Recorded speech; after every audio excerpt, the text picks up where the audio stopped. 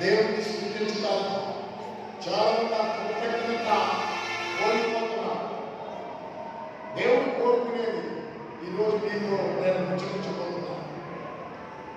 దేవుడికి మనం చెల్లించాల్సిన కృతజ్ఞతాస్తుతులు మొట్టమొదట దేవుడి మందిరంలో చేరి దేవుడికి కృతజ్ఞతాస్తుతులు చెల్లించాలి. దేవుడు మనము ఆరోగ్యవంతులుగా ఆయుష్కాలాలతో సజీవులుగా ఉంచి మనం ఎందుకు ఉంచాడు అంటే మనం దేవుడి మందిరంలో ప్రవేశించి దేవుడికి మనం ఏం చేయాలంటే కృతజ్ఞతాస్తుతులు చెల్లించుట కొరకు. దాన్ని చాలా మంది మర్చిపోతున్నారు. మరవక విడవక ఎన్ని ఇరుకులు ఇబ్బందులైనా ఎన్ని సమస్యలైనా దేవుడితో కాలం గడపాలి, దేవుడిచ్చే తీరును పొందుకోవాలని దేవుడి మందిరంలోకి వచ్చిన ఆత్మీయులైన అందరికీ నా హృదయపడ్డాను. ఈరోజు గంట ఆలస్యం, ఈ గంట ఆలస్యం కొంతమంది వస్తున్న వాళ్ళకి అది ప్రశ్నైపోయింది కనుక అలా వచ్చేవాళ్ళు నా వద్ద వచ్చేవాళ్ళు అయితే ఉండదు. నేను కూడా ముందుగా సిద్ధపడి వస్తాను కనుక సహకరించాను. ఇప్పుడు దేవుని పాద సన్నిధిలోకి దేవుని ఆలోచనతో దేవుడి ఉద్దేశాలను మన జీవితాల్లో సఫలపరచుకున్నట్టు దైవ సన్నిధికి రాబట్టబడిన ఆత్మీయులకి అందరికీ నా హృదయపూర్వక కృతజ్ఞతలు. దేవుడి మిమ్మల్ని మీ కుటుంబాలను దేవుని ఆలోచన ఆశలో ఉన్న ఉద్దేశాలు మన ఎడల నెరవేర్చి మన తలలను దేవుడు పైకెత్తును కాక. హల్లెలూయా. బైబిల్ గ్రంథంలో కన్నా మీకా గ్రంథము 6వ అధ్యాయం, మీకా గ్రంథము 6వ అధ్యాయం 8వ వచనం చూడండి. 8వ వచనం, మనుష్యుడా ఏది ఉత్తమమో అది నీకు తెలియజేయబడి ఉన్నది. న్యాయంగా నడుచుకుంటే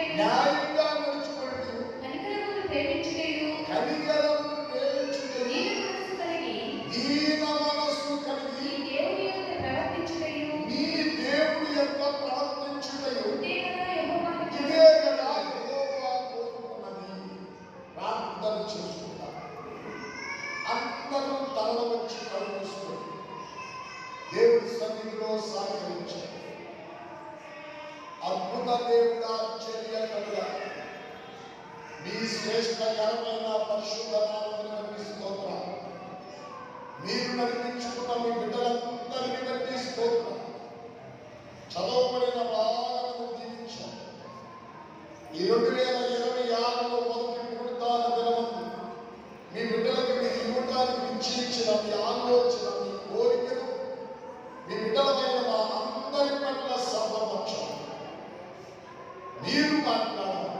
యేసు నామమున అడుగుచున్నాము తండ్రి, ఆమేన్. అందరూ ప్రభువుకి స్తోత్రం చెబుదామా? హల్లెలూయా. ఎదిగి ఉన్నానయ్యా, నీకేది అసాధ్యము కాదని తెలుసుకున్నానయ్యా, నీవెప్పుడు మేలు చేస్తావని.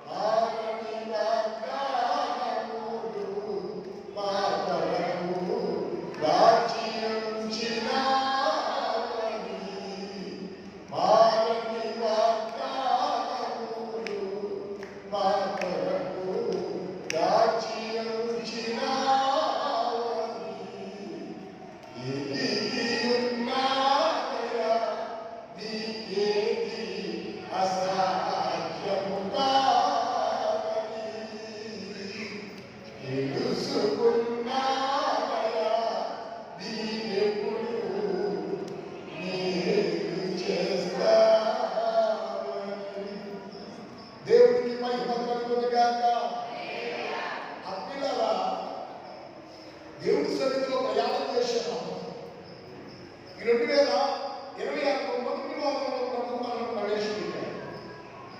దేవుడికి మనకి ఏది కావాలో అనుకుంటూ, ఏది కావాలో పొందుకుంటూ, ఏది కావాలో అనుభవించుకుంటూ ముందుకు సాగాం. 2026 అంతా ఈ మొదటి వారంలో దేవుడు మన యందు నుంచి ఏం కోరుకుంటున్నాడు, మనం ఎలాగ జీవించాలని కోరుకుంటున్నాడు, మన కుటుంబాలు ఎలాగ జీవించాలని కోరుకుంటున్నారు, మన బిడ్డలు ఎలాగ జీవించాలని దేవుడు కోరుకుంటున్నారు. హలో ఆత్మీయులారా, దేవుడు వాక్యం ఎప్పుడైనా కానీ దేవుడికి ఎన్నో మేలు చేశాడు, దేవుడికి ఎన్నో సహాయాలు చేశాడు, దేవుడు ఎన్నో కార్యాలు చేశాడు. ఆయన గ్రంథంలో 6వ అధ్యాయం 3వ వచనం చదువుసారి అమ్మా. మీకా గ్రంథం 6వ అధ్యాయం 3వ వచనం. నా చెడులారా నేను మీకు ఏం చేశాను, మిమ్మల్ని ఎలా ఆయాసపరిచాను అవన్నీ నాకు చెప్పండి. ఒకసారి మన బిడ్డలు మన రాజ్యంలో పోతే వాళ్ళకి డబ్బుబాటు ప్రొవైడ్ చేస్తున్నాం, మంచి బట్టలు ఇస్తున్నాం, మంచి కాలేజ్ చదువుకుంటున్నాం, అన్నింటిలో కూడా వాళ్ళకి మనం సహాయపడుతుంటే వాళ్ళ కార్యాలుగా ఇబ్బందులు పడి కొంత తల్లిదండ్రులకు వ్యతిరేకంగా చూపిస్తూ కాలేజీకి వెళ్ళకుండా సరైన ఆడవాళ్ళు అనుకుంటే కొన్ని వాళ్ళు మనం ఏమంటాం, అబ్బాయి అరే నీకు నయ్యాన్ని చేసిన కోపిక రమ్మని అలవాటు పెడుతున్నా, నీకు గ్యారెంటీ ఉంటుందా, మరి మధ్యలో జరిగిన స్నాక్స్ ఏదైనా తింటామని ఏదో 10 రూపాయలు చూపిస్తున్నా, తిరిగి వచ్చేటప్పుడు కూడా బస్మాన్ కంట ఇన్ని చేశా, నీకేమైనా ఇబ్బంది కలిగించావు నేను ఈ భాష ఎప్పుడవుతామంటే మనం అన్ని కూడా మన బిడ్డలకు సఫిషియెంట్ గా ఇచ్చినప్పుడు వాటిని సద్వినియోగం చేసుకుంటున్నా, దుర్వినియోగం చేసుకుంటుంటే అలాంటప్పుడు మనం మాట్లాడతాం. తల్లిదండ్రులని ఏమని మాట్లాడతామంటే, అబ్బాయి ఇన్ని ఇచ్చాడు కదా, ఇన్ని చేశాడు కదా. ఒక్కోసారి భార్య భర్త మాట వినకపోతే భర్త కూడా ఉంటాడు, అబ్బాయి నీ ఇంట్లో కూర్చుంటున్నాగా, నీ ఇంట్లో తీసుకొచ్చిస్తున్నారుగా, నీ బిడ్డలకి ఏం కావాలిస్తున్నారుగా, నీకేదో తక్కువ చేసినా ఎందుకు ఇలాంటి పొరపాటు చేస్తున్నా, ఎందుకు ఇలాంటి అవమానకరమైన రీతిలో మరి నీ కుటుంబాన్ని ఎలాగ చేసుకుంటావు, ఏది చెప్పు, నేను నీకు చేసిన అన్యాయం ఏంటి, నేను నీకు చేసిన ఇబ్బంది ఏంటి నాకు చెప్పు. నీకు ఏదైనా ఇబ్బంది చేస్తే నాకు చెప్పాలా, అంతేగాని నువ్వు తిరుగుబాటు చేసుకొని నువ్వు ఎలాగ నిష్ఠులంగా ఉంటే అది ఎలా జరిగింది. సమాజం అవుతుంది, సమాజంలో ఒక విలువ అనేది ఉంది, సమాజంలో ఒక గౌరవం అనేది ఉంది. ఆ గౌరవాన్ని ఆ విలువను మనం ఏం చేయాలంటే కాపాడుకోవాలా. రెండో బంగారమో లేదో అవన్నీ కూడా మన కుటుంబాలు కంటే చాలా మంది తెలుసుకోవాల్సింది ఏంటంటే, బంగారం సంపాదించిన ఎదురుగా బంగారం మీద కూర్చున్నటువంటి ఆలోచన స్వాతంత్ర్యం, దాని మీద కొంత కలహం చెప్తారు కదా. కొంతమందికి డబ్బు మీద కూర్చోండి, ఏందా ఇతర ఉద్యోగం చేస్తున్నాం, లేకపోతే నువ్వు చేస్తున్నావు, నేను చేస్తున్నావు, ఏందా ఏం తప్పలేదు, ఏం లేదు, ఏందా ఎలా కట్టగా అని దాని మీద ఒక వైరస్ చెప్తారు. కొంతమంది కొన్ని గౌరవాలు కోరుకుంటారు సమాజంలో. నేను నీకు అంత పెడుతున్నా, నేను నీకు అన్ని చూస్తున్నా, నీ బిడ్డలు చూస్తున్నా, ఇది చేస్తున్నా, ఏమైనా మీద తక్కువగా చూస్తున్నావు, నేనేమి ఎక్కడెత్తుకుంటున్నాను. ఇలాంటి సమాజంలో నేను ఇంటిలో కూడా అధిక స్థానంలో గౌరవాన్ని కోరుకుంటాను కొంతమంది. ఇలాగ అన్ని కోరుకుంటున్నాను. ఇవన్నీ కూడా మన భూమి మీద ఎస్టాబ్లిమెంట్ అయినటువంటి భూ సంబంధమైనవి అన్ని మనం కోరుకుంటాము. భూ సంబంధమైనవి అన్ని ఇస్తున్నా, భర్త భార్య కూడా అన్ని చేస్తున్నా, బిడ్డలు కూడా అన్ని ఇస్తున్నా, కానీ భార్య సరైన ప్రవర్తనలో కుటుంబంలో ఉండకపోతే భర్తలాగే ప్రశ్నిస్తాడు. నేను నీకు ఏమి ఇంకా చెయ్యాలా, నేనేం చేయలేదన్నా పొరపాటు చేస్తున్నావు. బిడ్డలను ప్రశ్నిస్తారు తల్లిదండ్రులు, మీకు అన్ని అందాలు కూడా మేము తినదు అన్ని అందాలు మీకు పదార్థాన్ని ప్రొవైడ్ చేసి సఫిషియెంట్ గా మీకు ఇస్తున్నాం. ఎందుకని ఇలాగ కాలేజీలో తక్కువ క్లాసులకు వెళ్ళకుండా కాలేజీకి వెళ్ళకుండా చేయడానికి మేము ఇంకా ఏం చేయాలి, కొరకు మేము ప్రొవైడ్ ఏం చేయాలి అని తల్లిదండ్రులు బిడ్డలు అడుగుతారు. అలాగే భార్య కూడా అడుగుతారు, ఎవరికి నేను అన్ని చేసి పెడతాను కదా, నీకు అన్ని ఇస్తున్నాను కదా, ఇంట్లో అందంతారా సహించుకుంటూ ఉంటున్నాను కదా, నువ్వు బయటికి వెళ్ళి అక్రమైనటువంటి జీవితం జీవించడానికి ఏంటి, నాలో ఉన్న లోపం ఏంటి, నేను ఎందుకు డబ్బు చేసేది, నానిచ్చే డబ్బుని కనపడింది అని భార్య కూడా ఏం చేస్తారు,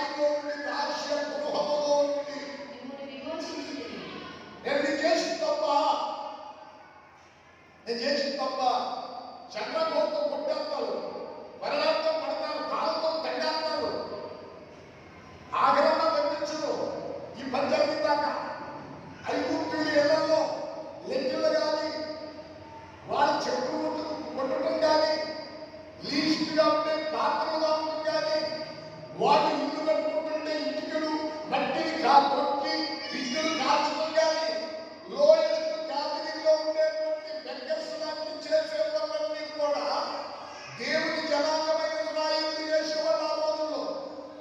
అలాంటి మానసిక స్థితిలో నుంచి అలాంటి ఎన్ని జాతుల్లో నుంచి నేను మిమ్మల్ని బయటికి తీసుకొచ్చాను. స్తోత్రం కలుగునుగా. కొన్ని మార్లు మనకు కూడా అనేక రకాలైన పాపాలలో మనం నిమగ్నమైనప్పుడు, అనేక రకాలైన మానసిక ఒత్తిడిలో మనం కలవరం చెందినప్పుడు, అనేక విధములైన చెడుల నుంచి బయటికి రాలేకపోతున్నప్పుడు, నేను మిమ్మల్ని నడిపించిన పరిశుద్ధ రక్తం చేత కడిగి మిమ్మల్ని శుద్ధీకరణ చేసి దాస్యం కార్యంలో నుంచి మిమ్మల్ని విమోచించా, విడుదల చేశా, మిమ్మల్ని స్వతంత్రులుగా చేశా. ఎందుకంటే మీకు దేవుడు కూడా మనల్ని ప్రశ్నిస్తున్నాడు. నేను చేసిన దానికి కనుక నా ప్రాణాన్నే మీ కొరకు పణముగా అర్పించా. మిమ్మల్ని దాస్యం కార్యం నుంచి తీసుకురావడానికి నా రక్తాన్ని మీ కొరకు చిందించి నేను చనిపోయా. ఎందుకంటే ఏం చేయాలా మీ కొరకు? ఇజ్రాయెల్ అడుగుతున్నాడు, కూర్చున్న మనల్ని అడుగుతున్నాడు. దేవుడు ఇంకోటి ఏమంటున్నాడు అక్కడ? మిమ్మల్ని నడిపించుటకై మిమ్మల్ని నడిపించుటకై మోషే అహరోను మిర్యాములను పంపించారు. మీకు నాయకులుగా ఉండడానికి, మిమ్మల్ని బయటికి తీసుకొచ్చినాక. వినండి, మనందరినీ కూడా దేవుడు బయటికి తీసుకొచ్చినాక, ఆత్మీయుల బాగా వినండి, మనందరినీ దేవుడు బయటికి తీసుకొచ్చినాక అలాగే మధ్యస్థంగా మనల్ని విడిచిపెట్టి అయిపోయిన పనిని విడిచిపెట్టి వెళ్ళిపోయిన వాడు కాదు దేవుడు. మనం ఆరాధించే దేవుడు. ఆయన ఏం చేశాడు అంటే, మోషేను తన సహోదరుడైన అహరోనుని, తన స్వామిని అయిన మిర్యామును, మోషే 40 ఆజ్ఞల కోసం దేవుడితో పర్వతం మీదకి వెళ్ళి ప్రార్థన చేస్తుంటే వీళ్ళు తప్పిపోతారేమోనని అహరోనుని తోడుగా ఉంచాడు. నిజాను ఎప్పుడు కూడా కుటుంబానికి భార్య అయినా భర్త అయినా ఉండాలి తోడు. అందులేని అగిడిలో దిగిద్దంటారు, గుర్తుపెట్టుకోండి. గుంటోడు కానీ, గుట్టోడు కానీ, చెవిటోడు కానీ, అంగవైకల్యత కలిగిన వాడు కానీ భర్త అనేవాడు ఇంటికి చాలా ఆశీర్వాదం. గుర్తుపెట్టుకోండి. అది ఉన్నప్పుడు తెలియదు మీకు. చాలా మందికి గొంతబాబు అంటారు, సరిగా చూసుకోవాలి. చేస్తాడు పోయినాక ఓరు తమ్ముడితో మాట్లాడుతుంది, ఎన్నోరితో ఒకరితో మాట్లాడుతుంటే నిందలేస్తారు. మీకు చాలా తెలుసలేదు. ఆడవాళ్ళు సోదరి గారు అంటారా? కనుక ఎప్పుడు కూడా మనకి ఇచ్చినటువంటి తోడుతో మనం చాలా జాగ్రత్తగా చూసుకుంటున్నాం. ఎప్పుడైనా భార్య భర్తకు తోడు, భర్త భార్యకు తోడు. అర్థమైందా? ఎవరో ఒకరి తోడు దొరికేదని ఈ తోడుని కట్టగలగడానికి తోడమాకండి, మంచిది కాదని చెబుతున్నా మీకు. అలాగే దేవుడు కూడా ఇశ్రాయేలును నడిపించడానికి మోషేని, అహరోనుని, మిర్యామును వారి సంతతిలో నుంచి తోడుగా నేను ఇచ్చాను కదా అని అంటున్నాడు దేవుడు. తర్వాత ఏమన్నాడు? యెహోవా నీతి కార్యములను మీరు గ్రహించినట్లు బాలాకు యోచించిన దాన్ని బెయోరు కుమారుడైన బిలాము ద్వారా పంపించి ప్రత్యుత్తరం ఇచ్చి నేను నా జనాంగమైన మిమ్మల్ని ఆలోచన చేస్తున్నా. స్తోత్రం చెప్పండి. ఇన్ని నేను చేస్తే ఇంకా మీ ఇష్టానుసారంగా మీరు నడుచుకుంటున్నారు. 2026లో దేవుడు నిన్ను నన్ను మనల్ని నడిపించినే ప్రశ్న మనకు వేస్తున్నాడు. రెసిడెన్స్ లో నీ స్థితి ఎలా ఉంది, నా స్థితి ఎలా ఉందని ప్రశ్నిస్తున్నాడు. మీకు ఇంకా ఏం చేయాలో నేను చేసినవన్నీ కూడా నీకు, నీ కుటుంబానికి, నీ బిడ్డలకి నేను చేసిన కార్యాలన్నీ. ఎందుకంటే ఏం చేయాలా? దేవుడు ప్రశ్న చదువుతున్నాడు. నాకేం కావాలా, నాకేం కావాలా, నాకేం కావాలని కోరుకుంటున్నాను? మీ బంగారం అంతా ముడిపి కట్టినా ఉండి లేవని కోరుకున్నారా?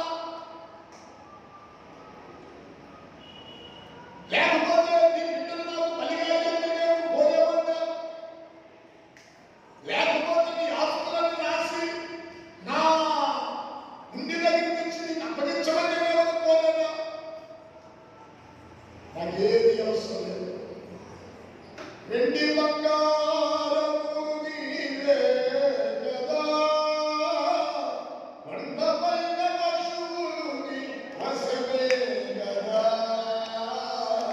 విరిగిన మనసు, నలిగిన హృదయం, విరిగిన మనసు, నలిగిన హృదయం, నీకిష్టమైన యాగమయ్యా, నీకిష్టమైన యాగమయ్యా. ఏమి తెచ్చి నిన్ను దర్శింతునయ్యా, ఏ రీతిగా నిన్ను పూజింతునయ్యా. వెండి వద్దు, బంగారం వద్దు, పిచ్చోళ్ళరా. వెండి దేవుడికి ఎక్కడికి వచ్చింది? వెండి, బంగారము, కిరోసిను, అపరకము, పెట్రోలు, ఎన్ని దేవుడు భూలోకంలో, సృష్టిలో, భూగర్భంలో అన్నింటినీ చేశాడు. స్తోత్రం చెప్పండి. అలాగే నీకు దీవెనిచ్చాడు, అలాగే నీకు ఆశీర్వాదం ఇచ్చాడు, అలాగే నీకు సంపదించాడు, అలాగే నీకు బిడ్డలిచ్చాడు, అలాగే నీకు అందించాడు, నీ తల్లిదండ్రులను పోగొట్టడానికి అన్ని సౌకర్యాలు ఇచ్చాడు. ఇచ్చాడు కానీ వాటిని నీ జీవితంలో ఒక మంచి అన్వేషణ చేసి, ఒక పరిశోధన చేసి, ఒక ఆత్మ సంబంధమైన విశేషణతో ఆలోచించి, బంగారం దొరకాలి, వెండి దొరకాలి, కన్ను దొరకాలి అంటే ఏం చేయాలి? శాస్త్రజ్ఞులు పరిశోధన చేసి తీసుకోవాలి కదా. మనకి మిమ్మల్ని పేరు పెట్టి పిలిచిన దేవుడి నేను, మీకు నేను 45 విషయాలు 3వ వచనంలో ఏముంటుంది అంటే, మీకు నేను ఏమి చేయాలనుకున్నాను అంటే, చదవమా 3వ వచనం. పేరు పెట్టి పిలిచిన దేవుడు, ఇస్రాయేలు దేవుడైన దేవుడని మీరు తెలుసు. మీరు నేను దేవుడని తెలుసుకున్నప్పుడు అంధకార స్థలంలో ఉంచబడిన, అంధకార స్థలంలో ఉంచిన విధులను, రహస్య స్థలాల్లో ఉంచిన మరుగైన ధనాన్ని, మరుగ్గా ఉండడము, రహస్య స్థలాల్లో ఉన్న విధులు, దీనికి ఏం చేయాలా? శ్రమపడాలి. దీనికి ఏం చేయాలి? కష్టపడాలి. దీనికి ఏం చేయాలి? పరిశోధన చెయ్యాలి. అవును, దేవుడు నా కుటుంబానికి ఇచ్చే ఆశీర్వాదం కోసం నేను ఎలాగ జీవించాలా, నా మైండ్ సెట్ ఎలా పెట్టుకోవాలా, నా నడవడిక ఎలా ఉంచుకోవాలా, నా మాటలు ఎలా ఉంచుకోవాలా, నా ప్రవర్తన ఎలా ఉంచుకుంటే దేవుడు నాకు ఇవ్వాలనుకున్న ఆశీర్వాదం నేను పొందుకోగలుగుతాను, నా కుటుంబానికి ఇవ్వగలుగుతాను, నా పిల్లలకి ఇవ్వగలుగుతానని ఒక విశేషణ ఆలోచన నీకు రాకపోతే నువ్వు ఎలా పొందుకోగలుగుతావు? దేవుడు చేసి దేవుడు అన్నింటినీ ఇచ్చాడు భూలోకంలో. ఏది మనము చేయలేదు దేవుడు మనకి. కనుక మనం దేవుడి సన్నిధిలో మన కాన్సెప్ట్ కూడా ఎలా ఉండాలి అంటే, మూలవాక్యం ఉత్తమమైనది 8వ వచనం ఏముంది? ఏది ఉత్తమమో, ఏది ఉత్తమమో నీకు తెలియచేయబడి ఉన్నది. అమ్మా, ఏది ఉత్తమమో నీకు తెలియచేయబడి ఉన్నది. జాగ్రత్తగా గమనించు. దేవుడు నీకు ఏది ఉత్తమమైందో, ఏది మంచిదో, ఏది చెడుదో అనేది తెలుసుకోవడానికి దేవుడు నీకు ఆత్మను పెట్టాడు. పశువులకి ఆత్మ లేదు, ప్రాణం ఉంది. దాన్ని చెప్పబడితేనే కలిగింది. మనిషికి అయితే దేవుడు ఆత్మ పెట్టాడు. ఇది చేస్తే తప్పు, ఇది చేస్తే మంచిది కాదు, ఇది చేస్తే నాకు కీడు వస్తుంది, ఇది చేస్తే నాకు లాభం వస్తుంది. ఏమండి, పొద్దునే పనికి వెళ్ళిపోయి సాయంకాలం దాకా పని చేసుకుంటే 800 900 వస్తాయని తెలుసు. పనికి వెళ్ళకుండా ఎవరైనా సాయంకాలం దాకా ఇంటికాడు ఉంటే, అమ్మాయి మాంసం కూడా పెట్టి, చేప కూడా పెట్టుకొని మాంసం డబ్బులు అడిగేయాలంటే ఏంటి దేవుడే అసలు మనకి తింటానికి పట్టలేదు, ఏది మనం తినడానికి పట్ల అయిపోతున్నామంటే అది బుద్ధిహీనుడా, వివేకం కలిగినుడా? బుద్ధిహీనుడు. కష్టపడి పని చేసుకో. నువ్వు పని చేసుకున్నప్పుడు నీకు ఆరోగ్యం ఇస్తాడు, నీ ప్రయాణంలో తోడుంటాడు, నీకు ఒక పెద్ద సెక్యూరిటీ ఇస్తామంటాడు. నీకు అర్థం కాదు కానీ కొంతమంది నశించిపోయే వాళ్ళకి ఆ సెక్యూరిటీ కోల్పోయి నశించిపోతున్నారు. మనకు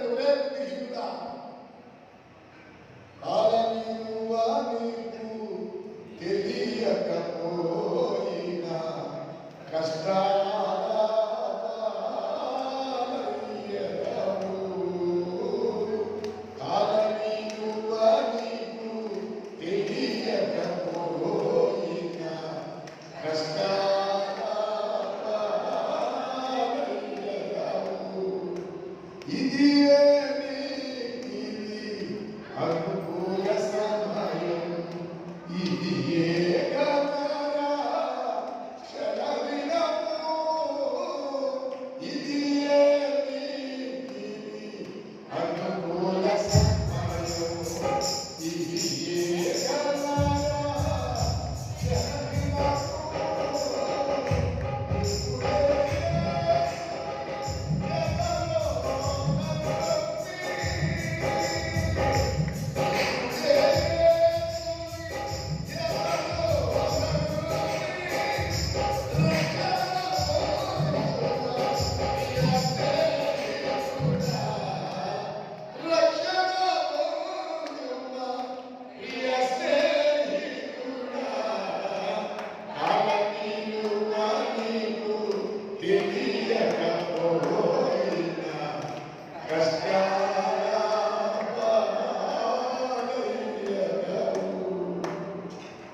ఇచ్చిన సమయం ఉంది.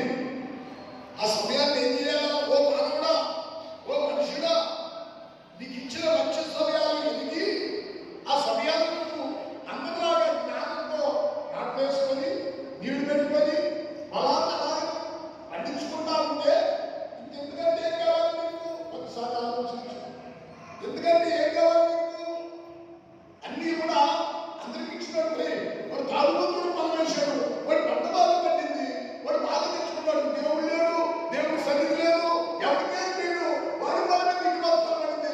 నాదే మధ్యలో ఎందుకు పోయింది? ఎందుకు పోవడానికి కారణం ఎందుకు? హేతున్నా పంట పండించుకోవడానికి అవకాశం. ఒక మాట చెప్పకుండా దేవుడు ఇచ్చే సమయాన్ని మరి రేపు వచ్చే సమయం అంత కాదు. దేవుడు మనలను ప్రభు దగ్గర నడిపించి వాక్యం విని మేలుకరమైన ప్రభువు నమ్ముకో, రక్షణ ఉండు, ప్రభుత్వం ఉండు, ప్రభు నీకు అన్ని ఇస్తాడు, ఆయన నీ దేవుడు ఉంటాడు, నువ్వు ఆయన మంచిగా ఉంటాడని దేవుడు అవకాశం ఇచ్చాడు. నీకు అర్థమవుతాడు. ఈ అవకాశాన్ని మనం ఉపయోగించుకోకుండా అనేకమైనటువంటి సమస్యలను మనం పొందించుకుంటూ మనం జీవిస్తుంటే దేవుని కలిగిన దాంట్లో ఉన్న భద్రత వేరుగా ఉంది. అది రక్షించే వాళ్ళకి విరితనంగా ఉంది. రక్షించబడ్డ మనకు తెలుస్తుంది దానిలో ఉన్న శక్తి, దానిలో ఉన్న అద్భుత కార్యం. చెప్పబడండి.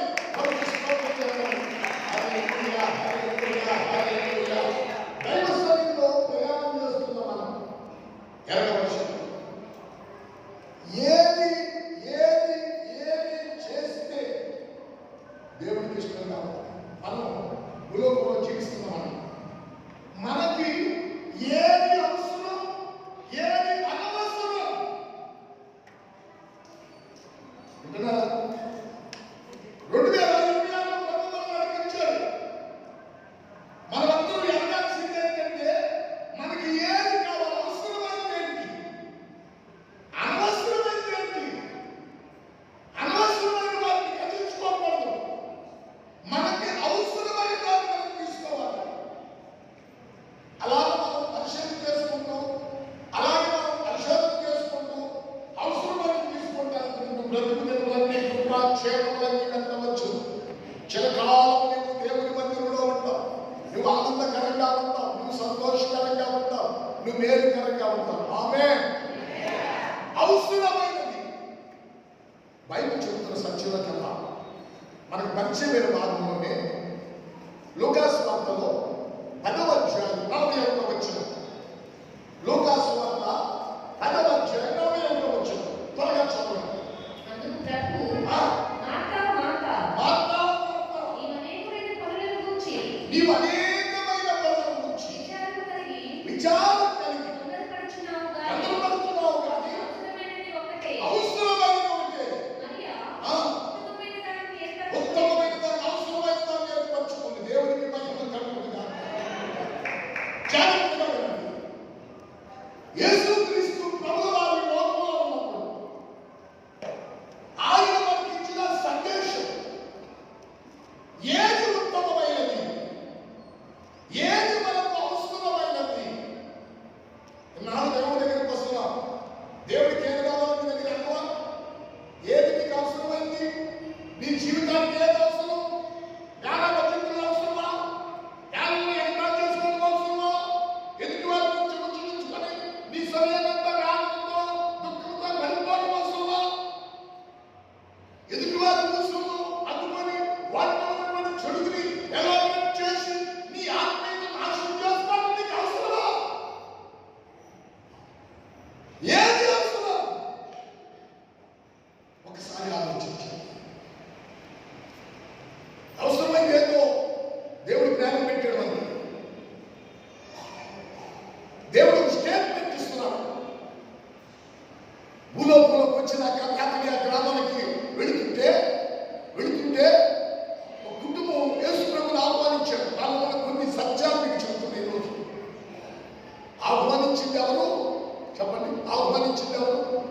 వాక్య ప్రకారం చెప్పండి. కూర్చున్నవాడు ఆహ్వానించింది ఎవరు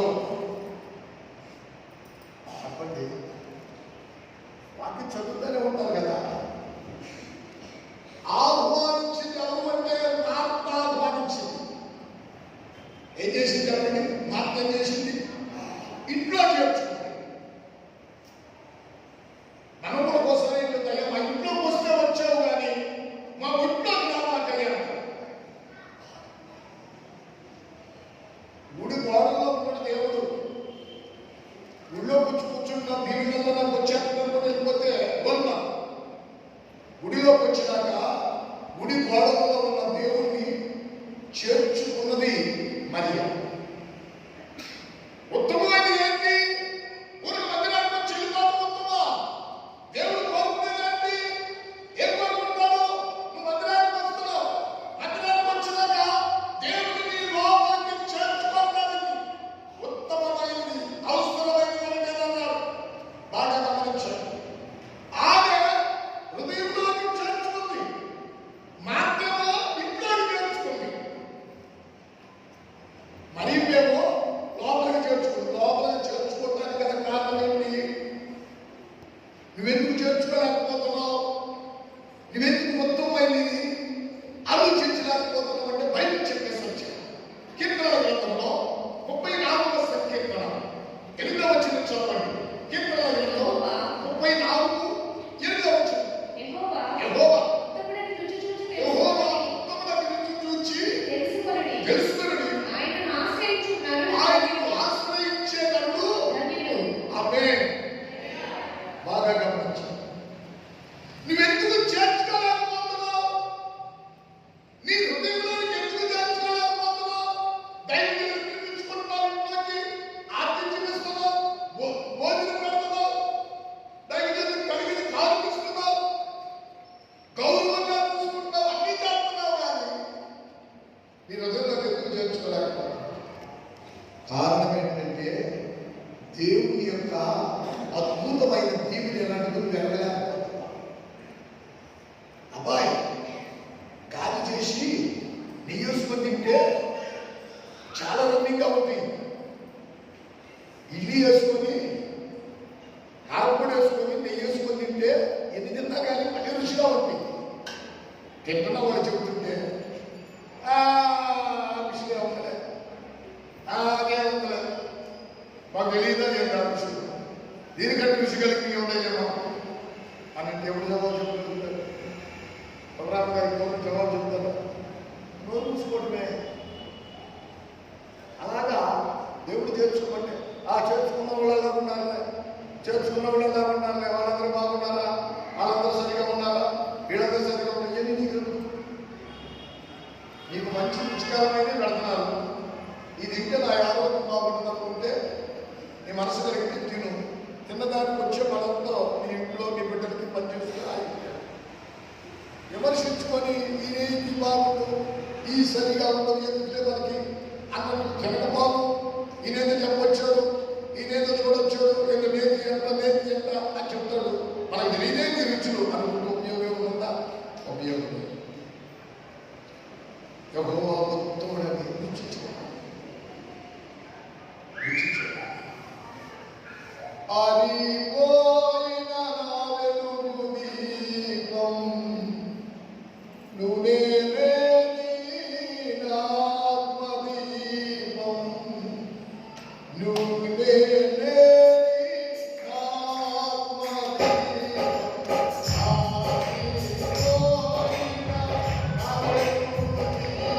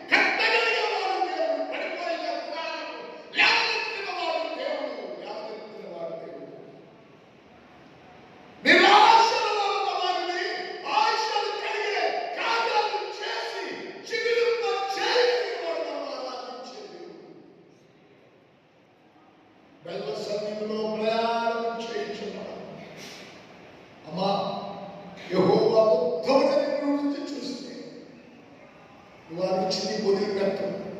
గుర్తుపెట్టుకో, ఆ ఆనందాన్ని ఊరు పోగొట్టుకో. సరిగా ఎదిగి ఒక్కారు తింటే ఏం తెలిసింది?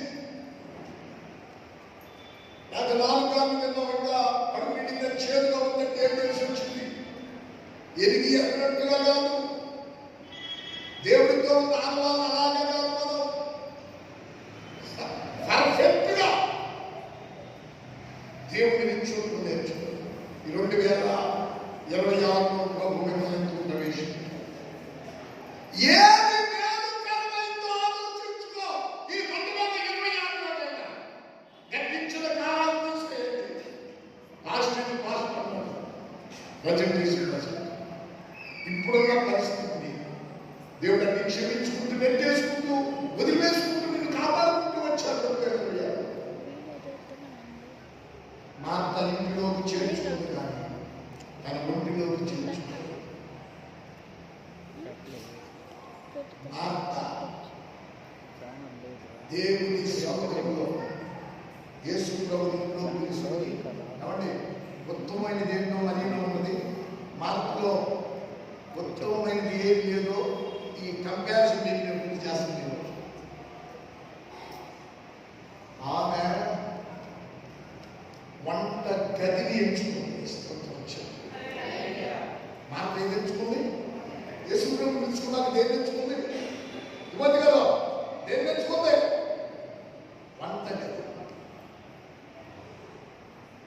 మరియ ఎంచుకుంది ఆమె హృదయాన్ని ఆలయంగా ఎంచుకుంది. వంటగదిలోకి వెళ్ళిపోయిందాగా ఏమైతే దేవుడి పాదం చెంత హృదయాన్ని ఒక గదిగా పెట్టుకుంది. హృదయాన్ని అలాగే దేవుడి సముఖంలో పెట్టుకుంది. హృదయాన్ని దేవుడి సన్నిధిలో సిద్ధపాటు చేసుకుంటుంది. అది దేవుడికి ఉత్తమమైనది ఏంటంటే నీ హృదయాన్ని సిద్ధపాటు చేసుకో. దేవుడు మందిరానికి వస్తున్నావు, నీ హృదయాన్ని ఏం చేయాలి అంటే యోగ్యకరమైన వ్యక్తిగా అయోగ్యకరమైన జీవితాలన్నింటినీ ఒప్పుకొని వాటిని డిలీట్ చేసుకొని యోగ్యుడిగా ఒక ఉత్తమమైన వ్యక్తిగా ఒక ఆశీర్వాదకరమైన వ్యక్తిగా. మన జీవితాలు ఉత్తమంగా, మన జీవితాన్ని ఆశీర్వాదకరంగా, మన జీవితాన్ని యోగ్యకరంగా ఎంచుకోకపోతే మన ఇంటికి బాధపడతానికి మనమే ప్రధాన కారణం అవుతాం. మన ఇంటిని యోగ్యకరంగా మనం ఎంచుకోకపోతే, మన ఇంటిని మనం దేవుడి సన్నిధిలో సిద్ధపాటు చేసుకోకపోతే నీ బిడ్డలు ఏమైపోతారు? నువ్వే యుగుడు బ్రతుకుగా ఉంటే, నువ్వే దేవుడి సన్నిధిని విమర్శించాలంటే, నువ్వే దేవుడి వాక్యాన్ని లేకుండా నీ ఇష్టానుసారంగా కూతురు సరస్వతులు, ఇష్టానుసారమైన కోపం, ఇష్టానుసారమైన ఆనందం కంటే నీ ఇల్లు అంతకంటే ఒక భయంకరమైన కుటుంబానికి పిల్లైపోతుంది. జాగ్రత్త. దేవుని నమ్ముకున్న వాళ్ళు పత్రికలు ఉన్నారు. లోకానికి మనం చదువుతూ ఉంటాం పత్రికల్ని. మన ఇంట్లోనే చదువుకు ప్రారంభిస్తారు, బయట కాదు. అంగట్ల గారు చదువుతారు, అక్షరాలు చదువుతారు పత్రికల్ని, వార్తాపత్రికలు. ఇంకా అయ్యా ఆంధ్రజ్యోతి పత్రిక చదువుకు ప్రారంభిస్తారు. కనుక మనం చదువుతున్నప్పుడు యోగ్యుడు, అర్హుడు, అర్హురాలు, యోగ్యత కలిగిన అమ్మాయి, జ్ఞానం కలిగిన అమ్మాయి ఇంటినంత జాగ్రత్తగా ఉంటుంది. హృదయం సిద్ధపాటు చేసుకోకపోతే, హృదయాన్ని దేవుడి దగ్గర సిద్ధపరచుకోకపోతే, మరియా యేసు పాదం దగ్గర కూర్చొని హృదయాన్ని సిద్ధపరచుకుంటుంది. మార్త అయితే వంట గదిలోకి వెళ్ళి సిద్ధపరచుకోవడం ప్రారంభించింది. మూడవ అనుభూతి ఏంటంటే మార్త ఇహలోక సంబంధమైన దైవిక ఆహారం సిద్ధపాటు చేస్తుంది. అమ్మ ఏం చేస్తుంది? ఆహారం సిద్ధపాటు చేస్తుంది. మనం కూడా వెళ్ళాల్సింది ఏంటో తెలుసా? నేనైతే పోయి దైవజనుడు ఇంట్లో పిలుచుకున్నాక ఏ పూట మనం ఏదన్నాక దేవుడి సౌఖ్యంలో భూసంబంధమైన ఏదైనా అన్ని సిద్ధపాటు చేసుకుని పక్కన పెట్టుకొని దేవుడు పారిశ్రామికులు చాలా మంది చేసే పెద్ద తప్పేంటంటే ఇహ సంబంధమైన భౌతిక సంబంధమైన ఆహారం కోసం విస్తార పనులు పెట్టుకొని ఆ ఆహారం తెచ్చుకోవటం, ఇది తెచ్చుకోవటం, ఈ వండుకోవటం, ఇది చేసుకోవటం, ఇది వండుకోవటం. కొట్టు పెట్టేది దేనికి? చెప్పండి, కొట్టు ఎందుకు పెడతారు? కొట్టు పెట్టేది దేనికి? మాస్టర్ గారు పిలుచుకునేది దేనికి? ఎందుకు చెప్పండి? ఎందుకు పిలుచుకుంటాం? వాక్యం వినాలి. ఏ వినాలి మనం? వాక్యం వినాలి, ఆహారం. అందుకే యేసు ప్రభు చెప్పాడు, బాగా వినండి. యేసు ప్రభు వారి లోకంలో మనకు చెప్పాడు. మత్తయి సువార్త 4వ అధ్యాయం 4వ వచనం ఏం చెప్పాడో చూడండి. యేసు ప్రభు వారు చెప్పింది 4వ అధ్యాయం 4వ వచనం మత్తయి సువార్త. అందుకైన మనుషులు రొట్టె వల్ల మాత్రమే కాదు కానీ దేవుని నోట నుండి వచ్చే ప్రతి మాట వల్ల జీవించును. ఆమేన్. కోటానికి రాలేదంటే ఎంత పెద్దల కడనే పెట్టు. కోటానికి రాలేదంటే అనుకుంటున్నాను మా అమ్మాయి పెట్టాలా, వాడు ఆకలికొనలేడు. రాత్రి కూడా తిరిగి 1 గంటకు 2 వచ్చి తినే రోజులు ఉంటే కొడుకులు భర్తలు కూడా ఆడబడతాడా ఎక్కడ కూర్చోలేదు తినవుతుంటారు. ఐదారు ముఖ్యం. దేవుడు వాక్యం వినటం ముఖ్యం కాదు. ఏది ముఖ్యమంటే అన్నం కూర వండుకోవడం ముఖ్యం. ఇంకా అవకాశం ఉంటే కడుపునిండా తిని రావడం అతి ముఖ్యం. దేవుడు నిన్ను ఎందుకు బయటకు తీసుకొచ్చాడు? బాగా వాక్యం వినండి. దేవుడు ఎందుకు మనల్ని బయటకు తీసుకొచ్చాడు? దాస్యము కాళ్ళ నుంచి ఎందుకు తీసుకొచ్చాడు? పాపము శక్తిలో నుంచి మనల్ని ఎందుకు బయటకు తీసుకొచ్చాడు? హలో, దేవుని వాక్యం వినాలని ఆశ ఉందా? దేవుని వాక్యం ప్రకారంగా జీవించాలని ఆశ ఉందా? ఈ వాక్యం నేను వింటా ఉంటే, వాక్యం నేను వింటా ఉంటే నా జీవితం మారిపోతుంది, నా బ్రతుకు మారిపోతుంది. నేను ఒక శాపగ్రస్తమైన స్థితిలో నుంచి పరిపూర్ణంగా దేవునికి ఇష్టకరంగా ఉండగలుగుతాను. దేవుని చిత్తాన్ని నేను చేయగలుగుతాను. అది లేకపోవడం వల్ల నా ఆహారం నేను దేవుని చిత్తాన్ని పరిపూర్ణంగా చేయలేక నా ఇష్టానుసారంగా జీవిస్తున్నానని ఒక ఆలోచన దేవుడి దగ్గరికి ఉందా? ఆలోచించు. బైబిల్లో చెప్పండి భాష నిర్గమాకాండం